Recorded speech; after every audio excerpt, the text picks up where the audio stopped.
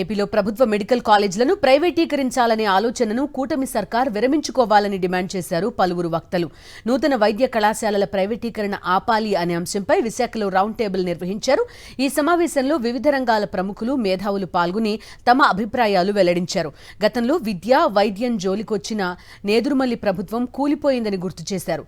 కూటమి ప్రభుత్వానికి కూడా అదే గతి పడుతుందని హెచ్చరించారు.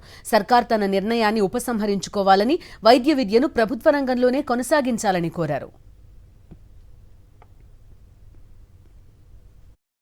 మనకున్నటువంటి ప్రధానమంత్రి గారు, ముఖ్యమంత్రి గారు కూడా కార్పొరేట్ ప్రధానమంత్రి, కార్పొరేట్ సీఎంగా రావడం వల్ల ప్రతి ఒక్కటి కూడా ప్రైవేటైజేషన్ అనేటటువంటి పేరుతో గవర్నమెంట్ ఆస్తులను ప్రైవేటు వాళ్ళకు దారాదత్తం చేసి వాళ్ళకు బెనిఫిట్ వచ్చేటట్టుగా చూశారు.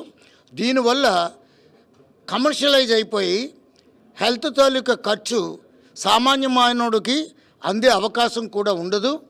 కాబట్టి ఈ వైద్య విద్య అనేటటువంటిది ఎప్పుడు కూడా పీపీపీ అని చెప్పేసి పేరు పెట్టారు. ముందు పబ్లిక్ ప్రైవేట్ పార్ట్నర్షిప్ అన్నారు.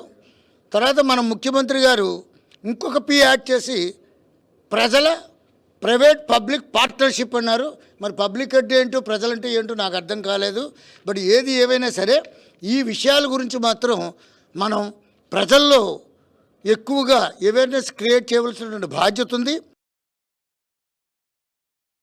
అంటే ఈ కిందలో ఉండే వాళ్ళకి వైద్యం అందే అవకాశాలు ఉండవు. కేవలం విద్యను విద్య కిందకుండా విద్య అనేది ప్రైవేట్గా ఉండడం అన్నది న్యాయం కాదు. ముఖ్యంగా వైద్య విద్య అన్నది అస్సలు న్యాయం కాదు. ఎందుకంటే దానివలన ఒకటి, చాలామంది కింద స్థాయిలో ఉండేవాళ్ళు డాక్టర్లు అయ్యే అవకాశం ఉండదు.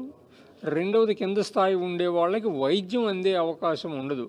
ఇదేదో వీళ్ళందరికీ ఏదో సామెత చెప్పినట్లు ఉన్న మందు కొండ బనాలకి మందు వేస్తే ఉన్న మందు నాలుగు ఊడింది అన్నట్లుగా ఈ ఆరోగ్యశ్రీలు ఇవన్నీ కూడా మళ్ళీ ప్రైవేటు వాళ్ళని ఉద్ధరించడానికే తప్పితే కేవలం బయటకు మాత్రం ఇదేదో కింద స్థాయి వాళ్ళకి కూడా కార్పొరేట్ వైద్యాన్ని ఇస్తున్నాము, మిమ్మల్ని తీసుకెళ్ళి హెవెన్ హిల్స్లో వైద్యం చేయిస్తున్నాము, అపోలోలో వైద్యం చేస్తున్నాము అన్న పేరుకు తప్పితే ముఖ్యంగా ఏం జరుగుతోంది అక్కడ? కొంతమందికి బిర్యానీ ఇస్తున్నాం, మిగిలిన వాళ్ళకి గంజి కూడా ఇవ్వటం లేదు.